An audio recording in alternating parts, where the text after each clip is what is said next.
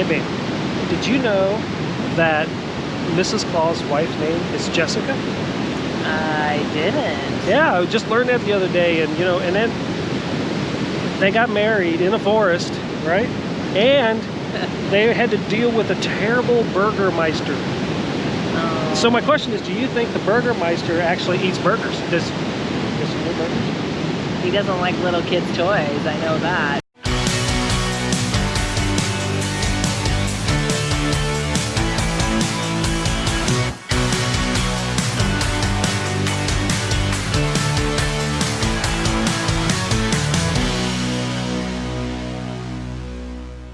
Hey guys, welcome to MK Experience. This is our final video for 2020. It's our trip to Myrtle Beach, South Carolina, and this trip is all about the good, the bad, and the ugly.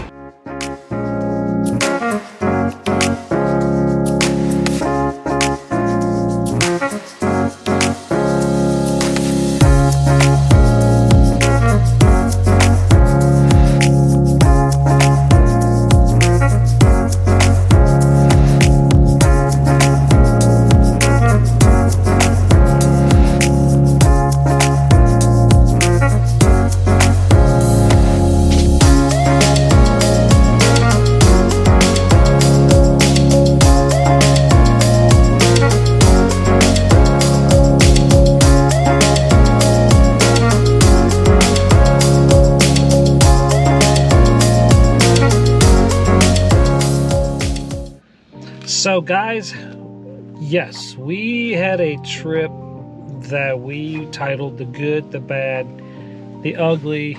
Probably not much unlike some of you guys who have watched. I think we all go out on our trips and we just, you plan on nothing but good, right? Which we should. But then things come up and things start to happen. So Kris and I want to break down our good, the bad, the ugly, and I'm gonna let Kris start off with the good, because everybody likes to hear about the good. So let's start off with that. Nice of him to give me the good topic. So we headed out to Myrtle Beach, our first time ever to South Carolina coast, and it was beautiful. We had some great weather. We stayed at the North Myrtle Beach RV Resort and Dry Dock. Some friends of ours had recommended it, and it was beautiful. It's right on the Intracoastal Waterway. It's probably one of the newest parks in Myrtle Beach, and would definitely recommend it. We'll do a campground review of that in our next video, but had an awesome site.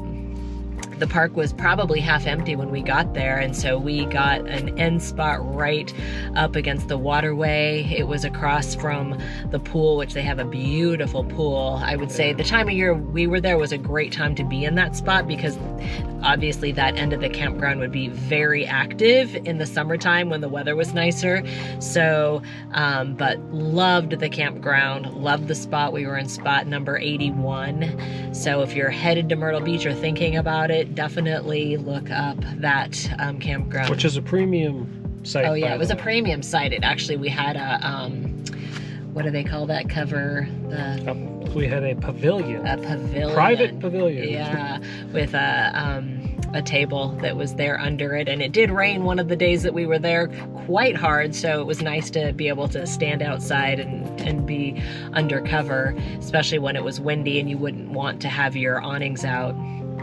But yeah, so campground was great. The beach was awesome because of probably the time of year and maybe even a little bit of COVID. It was pretty quiet, so it felt like we had the beach to ourselves in some respect. It was windy. I mean, it was definitely, we were wearing down coats, so it wasn't you know, summer weather kind of beach weather, but it was beautiful. We had a couple of really clear blue sky days. We spent most of our time at Cherry Grove Beach, which is beautiful. There's a pier there, and we went out on the pier. You actually have to pay to go out because, believe it or not, the pier is owned by a private family and maintained by a private family, and it's been around since gosh, the 1950s. Yes. Yep. So apparently one of the largest sharks ever caught was caught off of that pier, right? Yeah, it was a tiger shark. And then they also said that Hurricane Hugo almost wiped out that pier. So they had to do a lot of repairs to it. But it was nice. It was fun. I'm glad that we did. What was it, $6? Yeah. I think to go and walk it. So it was definitely worth it. Yeah, and the nice part is that you had access to it all day. And one of the things that was a complete surprise to me was, having lived in Southern California and on the West Coast, one of my favorite things to do is watch the sunset. And so obviously on the East Coast, the sun rises, but where we were on that Cherry Grove beach, the way that the land is contoured, we actually got to see the sunset over the ocean. So for me, that was just like a sweet kiss. I loved it. And and then the fact that we got to go to Myrtle Beach was just because we had kind of some extra time that we weren't anticipating having. And over the holidays, it was just going to be Michael and I, and at the last minute, some of his family members ended up coming down. And so it ended up being a really sweet time during the holidays, not only because it's our first Christmas together. We were just actually married in May. And so it's our first Christmas together as a married couple. So we got some time alone, but then we also got to spend some time with some of Michael's family members on Christmas Eve and Christmas Day, which made it really special. So definitely the good about our trip. Okay, are you ready for the bad? So we get there that night, and Kris and I, we rode like you guys, we're a team. So Kris usually takes care of things on the inside while I'm working on things on the outside. So she runs all the slide out, does the auto leveling while she's inside there at the LCI panel, while I'm getting the hoses out, and just all that kind of stuff.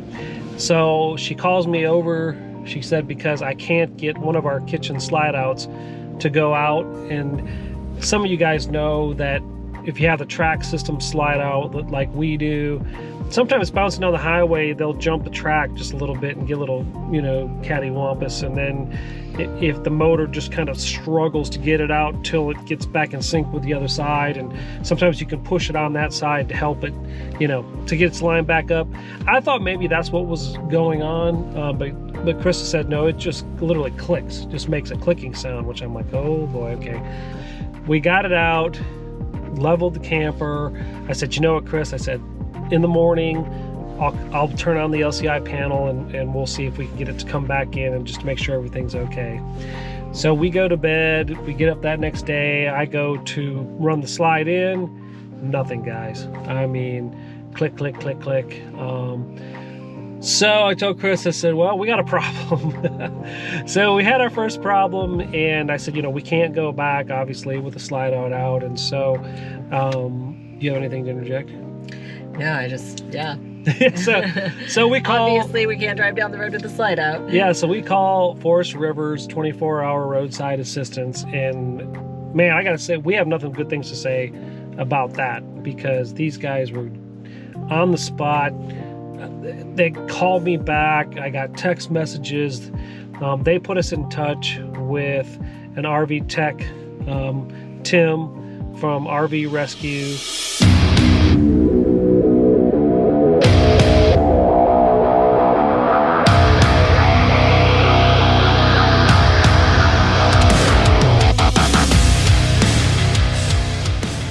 This is Tim with RV Rescue, who manually put in our slide out today. So tell us exactly what happened and what you did, what our issue is. All right, so you've got the Unity control from Lippert Components, and it sends signal through your touch panel inside out to the slide out to all your other functions like your lights, your awning, and everything. The issue is coming out of there, we got low voltage and it's too low. It opens and closes the relay.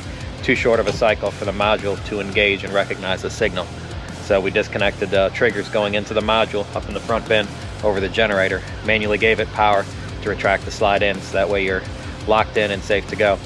But the ultimate fix is it will have to go back to the dealer to have them replace that module. After that, you should be good to go.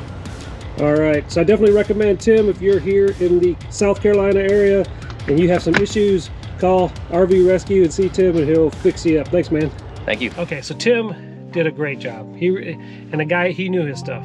And so we definitely wanted to give him a shout out. Really appreciate it. What he ended up doing, like he said, he had to manually override to bring the slide in, and then told us it's our one control, the brain, so to speak, in the fifth wheel that communicates to everything. We have an issue with that. So he said, I'll tell you what, we can run it in. He said, but you're gonna have to camp the rest of the week with the slide out in. And so we lost half our kitchen space, but it is what it is, right? We're like, hey, we're still here. We still had access to our microwave. Yeah. So we lost access to some drawers, you know, some of the drawers, but we moved things out, you know, and you do what you got to do, right? You know, so it wasn't the end of the world. We were just happy to have the slide out in. So then the next day, as part of the bad, it's just like it couldn't just be one thing. But this was human error. It was not the fifth wheel's error. And as many of you guys know, it's really good when you have a completely dry black tank to start with a good foundation of water in your black tank. Otherwise, you can get what some people call the infamous TP dam.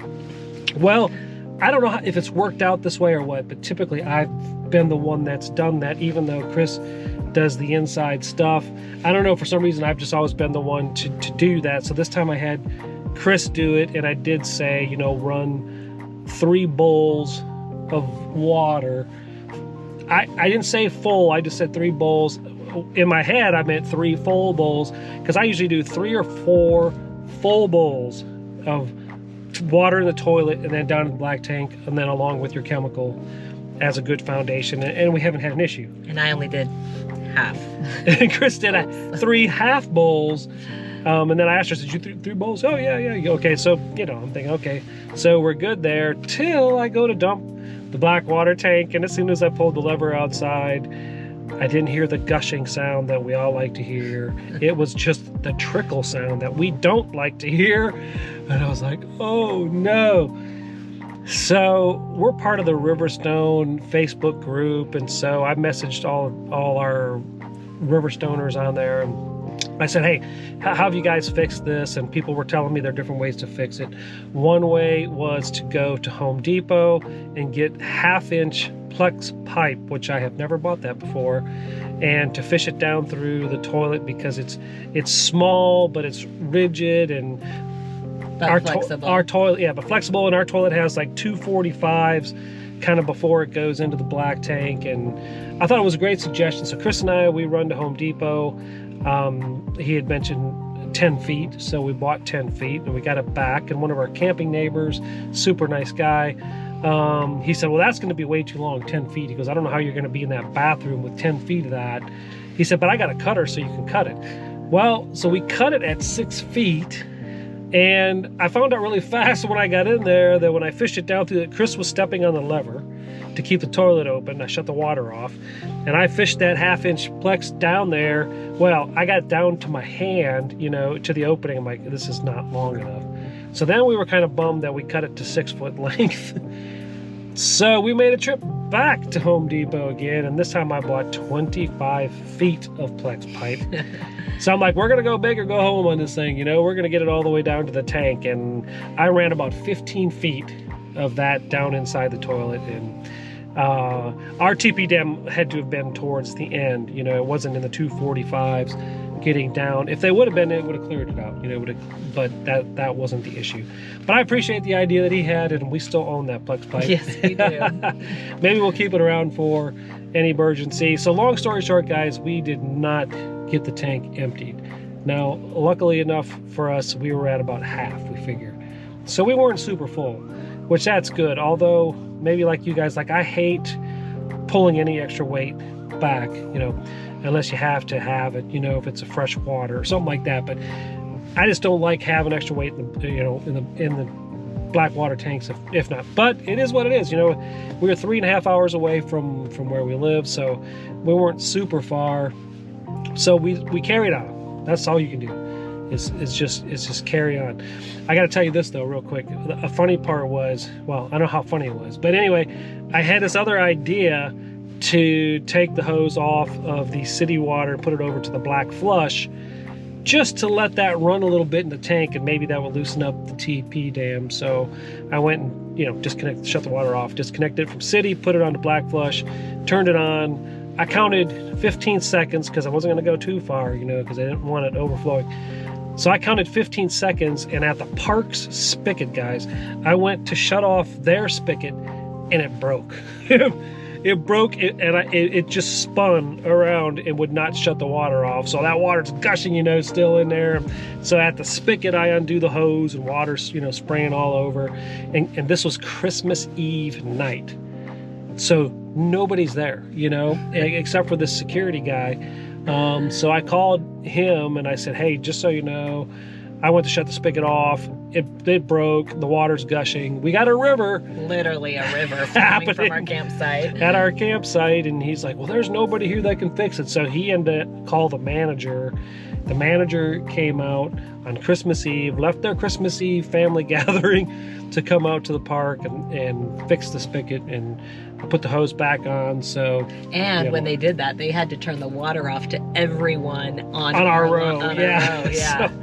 Oh my gosh. So everybody felt it. So this is all part of our bad, right? So after the storm front came through, we knew there was supposed to be a cold front behind it. And the temperatures were supposed to drop below freezing. I think it's supposed to be 24, 25, but it's supposed to get up to like 42 the next day. We have one chunk of heated hose, like 25 feet, but we actually needed 50 feet to be all heated hose. So Kris is like, are you gonna hook up at least one chunk? And I thought, no, we'll just kind of gamble with it, because I thought the sun would come out and you may heat the hose up. Well, my gamble didn't pay off. So we get up the next morning, I go to the kitchen to turn the faucet on, and no water. So the bummer part was, you know, on our day that we're leaving, we weren't able to take showers, and because it froze up. And I told Kris, I said, well, it's still not the end of the world, you know, we'll get home and we can take showers, you know, once we get home. At 3.5 hours away, it's not a bad trip. So we pack up, get ready to leave, do our walk around inspection, make sure the lights are all working, you know, all that stuff. I checked the hitch to, you know, to make sure that the jaws were locked around the pin, which I usually do that 2 to 3 times, and I did it again about that way. Everything was good, so away we go, and we go to leave the park, and we get to the front gate, which, by the way, they have security there, which is kind of nice, so you can't just go in and out of the park. So we had to stop for them to put the arm up, and when we did, we noticed that the camper surged ahead harder than what it normally did. I kind of chalked it up to maybe the extra weight that we had in the black water tank. Wasn't sure. So we get to the next stop sign. Again, I go to put on the brake, and it's just boom. I mean, it was really, you know, we have the Super Glide hitch, and it does naturally kind of go back and forth, but not to the level that it was doing. So Kris was like, what's going on? It was freaking me out. Yeah, and again, I told her, I said, well, the only thing I could figure out is we have that extra weight in the camper, and that's why it's coming ahead a little bit more. So we get to the next stoplight, sign, sorry, and it did it again, but I was going slow. So Kris goes, we need to pray over this trip so that we make sure we get home safe. And so between that stop sign and the main stoplight, she said a prayer for us, and the light turns green, and I go to pull from that stoplight, and we hear bam, you know, this crashing of metal, and here comes the ugly, guys, of the good, the bad, the ugly. So we're thinking, could it get any worse than what we've already been through? And we didn't know, and thank the Lord, like, as soon as we round the corner, there was a parking lot that we could pull into, so it was perfect timing. So we pull into the parking lot, and I didn't know what I was going to find in the bed of the truck. I didn't know if the hitch had ripped out. I don't know. I knew it was metal, and I knew there was crashing. So I get out, and I look in the bed of the truck, and guys, there is our capture plate laying in the bed of the truck. And for those of you who have the Super Glide hitch, you know that you have to have a capture plate, which helps line up the pin box and the hitch in the truck. And it also helps as a guide and controlling mechanism in the pivots like this and the sliding back and forth. Somehow the capture plate came completely off. How? I have no idea. I really have no idea how the capture plate came off, because you guys know it gets sandwiched between the pin box and the hitch in the truck, so it gets sandwiched. There's no way that that should have come loose. So how it came loose, I have no idea. But here we are. I know with a former fifth wheel that I had, they actually put spot welds on that capture plate, so I never had to worry about that ever coming off. Now, when we purchased the fifth wheel from Buddy Greg, we remembered them saying that they were going to do the same thing. They were going to put spot welds on it. And so I never thought in a million years to ever check the set screw on the back, because I figured it was welded, because that was the conversation that we had. Apparently it wasn't welded. So Kris and I immediately called our dealership and said, hey, I don't know what's going on here. I thought you guys welded this plate on. You know, that's in Tennessee. We're in South Carolina. But I wanted to see what they had to say, what their input was. And we talked to Brian. Well, we first talked to our salesman, who then put us back in touch with the service manager, Brian, who was great. And he really did help us. And he wanted pictures, so I took pictures, and he couldn't figure out how the capture plate came loose. He was baffled as much as we were how that had happened. But he said, don't move. You guys don't need that, because if you were going any faster, he said, you know, that capture plate wasn't helping it. So it was totally free moving back and forth. He said, you know, you guys could have jackknifed at a stoplight. So things could have been worse. So we were really glad that Kris prayed those prayers right before we got to that traffic light. So the service manager at Buddy Greg RV, Brian, he called, you know, he gave us numbers to call of mobile RV techs and different RV sales places around the Myrtle Beach area, which was really nice. So he was trying to help us as much. He even looked up the part number of the capture plate in case we needed to know that. I mean, so he went above and beyond, which was really nice. And we ended up getting a tech, and Russell with ABC Mobile RV was available. He was like our Christmas angel that came. Yeah, because Forest River told us we're having trouble because of the holidays finding anybody. So it was Friday, and we thought we may have to stay until Monday until people were back at it again. Yeah, so we were really fortunate. So we ended up helping Forest River because you know, we found Russell, and then we called Forest River, and then they approved Russell as a tech service to come help us and paid for it. So it was just a great thing between Forest River and Russell, and I mean, it worked out great. So we didn't have to pay a thing. I disconnected from the Super Glide. Russell put the capture plate back on, and he showed me, here's what you need to check, and the set screw, he said, was, had come loose. Obviously, I told him, we thought it was welded on. That's what we were told, but it wasn't. And then he said, you don't want to weld these capture plates on anyway. That's not how they're designed.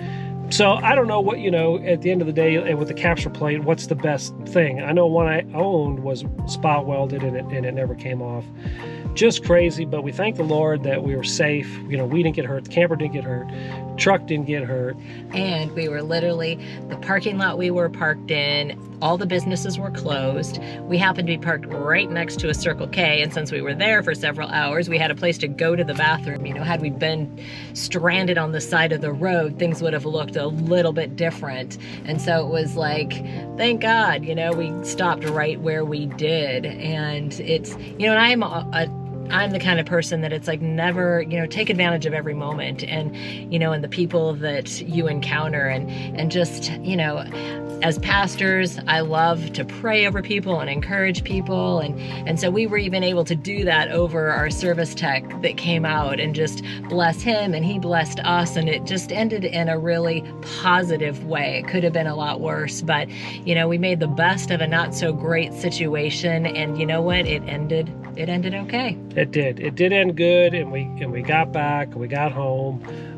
So we still have to call Forest River with warranty work for the slide so we can get the one control unit changed out. We called AB Portables, who you guys have seen in our other videos in North Carolina. Fantastic job. Love those guys. They did great. They came out. And by the way, just so you know, the bouncing around on our way back did free the TP dam, because I told them don't turn your vacuum on the truck. Let's just see when I pull the gray if it drops out, and it did drop out. So we kind of figured that might happen, but it's okay. Those guys were there. They pumped us out, and we ran the flush out, and got her taken care of really well. So at the end of the day, we still had a good time. We really did, and all you can do is laugh, guys, right? I mean, you can look back at all this stuff and just, it makes for good videos. Yeah, but could have planned that. But at the time, you're like, oh, but we made it. It was safe, and so this is our final video, guys, for 2020. And I just want to thank all of you guys, for those of you who have subscribed to our Instagram and YouTube and Facebook and are following us. And I love the community that we have with all of you guys, because just like you guys watch our stuff, we watch your stuff, and we learn from your stuff and your mistakes. And so we appreciate all of you. Thank you. We just want to say thank you for following our channel. And we love the community that is forming, with MK Experience and all of you guys. So we want to wish you guys, first of all, I hope you guys had a Merry Christmas. And then we want to wish everyone just a very happy and blessed New Year. We're believing God for better things in 2021. I don't know, I guess it can always get worse than 2020, but that's not what we're believing for. We're believing that things are going to get better for all of us in 2021, and that we won't have to talk about COVID as much as we have, right? Hopefully not. So be blessed, everybody. Happy New Year, and we will see you with more videos in 2021.